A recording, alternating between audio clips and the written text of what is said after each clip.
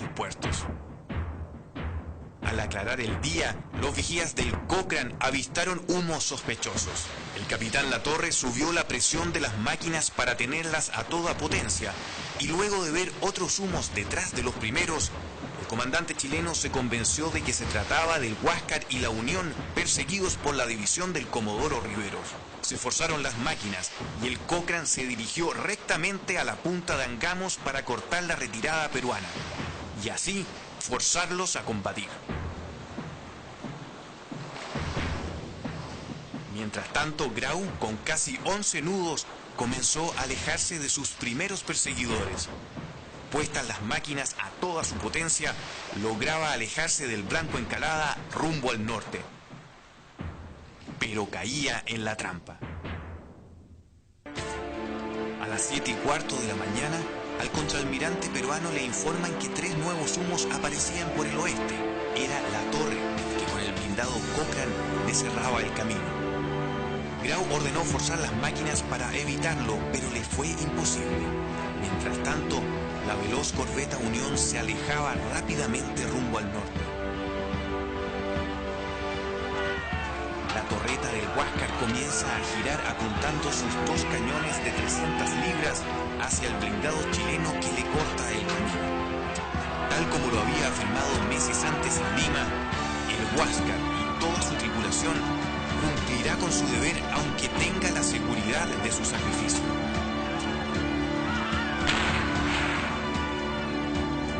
Cuando el Blanco y el Huáscar se detectan mutuamente, comienza una carrera en la cual el Huáscar comienza a escapar y, repitiendo el procedimiento que había realizado siempre, comienza a ganar distancia.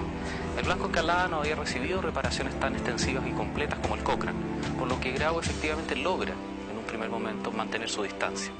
Sin embargo, cuando desde el norte aparece el Cochrane, surge el problema de que les resulta imposible escapar. Grau lo comprende e intenta aprovechar la situación, enfrentando al Cochrane, tratando de batirse en un duelo contra un solo blindado en el poco tiempo que le queda, intentando maximizar sus opciones de éxito. Al ver alejarse a la corbeta Unión, Latorre les ordena a los comandantes de la O'Higgins y del vapor Loa salir en su persecución.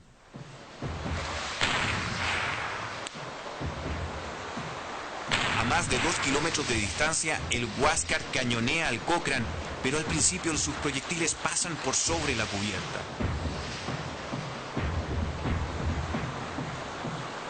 En esos momentos, Latorre decide lanzarse sobre el buque peruano para forzar a Grau a colocarse en una posición desventajosa al torcer hacia la derecha.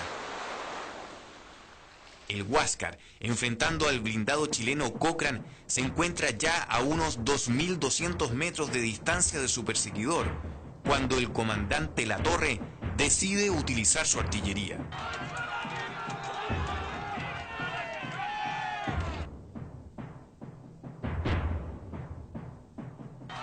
Los cañones Armstrong del buque chileno son cargados con los proyectiles Palliser. Hay un elemento que era muy importante y que realmente marcó la diferencia en Angamos, y que fue la granada perforante o la granada tipo Palliser. Primero que todo, era un proyectil que era de ápice o de punta endurecida, y lo que le permitía, ¿cierto?, tener una gran capacidad perforante. Recordemos que el Huáscar, nuestro principal enemigo en ese momento, era un buque blindado, por lo tanto, para dejarlo fuera de combate había que penetrar la coraza. Dentro de su interior tenía el gran secreto de su efectividad como proyectil. Este proyectil por dentro tenía un espacio interior también de forma ojival que le daba su verdadera capacidad perforante. ¿Esto qué significaba? Que este espacio iba relleno con pólvora negra. Cuando el proyectil chocaba contra una coraza, primero que todo comenzaba a perforar por su punta dura, y posterior a eso, producto de la inercia, producto del choque, producto de la concusión, como se ya hablaba en la época, los guijarros de pólvora negra se concentraban en este espacio que era mucho más reducido, y al producirse una compresión y un choque entre guijarros y otros, se provocaba el estallido de la carga interior de pólvora negra. Por lo tanto, usualmente este proyectil estallaba en el momento en que estaba perforando, o bien estallaba en el momento en que el proyectil ingresaba a los departamentos interiores del buque, provocando un gran daño. Dicho sea de paso, ¿cierto?, el Huáscar no disparó este tipo de proyectiles en Angamos, lo que realmente lo dejaba en un pie muy inferior respecto a la performance artillera de nuestros buques.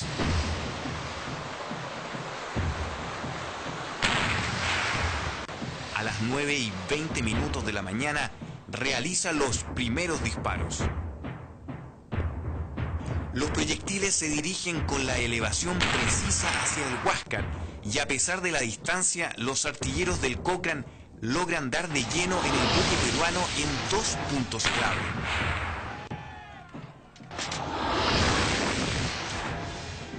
El primero de ellos le dio directamente a la torreta de los cañones, perforando su blindaje más ancho, matando a los 12 marineros que se encontraban allí y desmontando el cañón derecho. La segunda, en cambio, fue decisiva en términos humanos. El proyectil impactó la torre de mando, despedazando al contraalmirante Miguel Grau y a todos los que se encontraban ahí.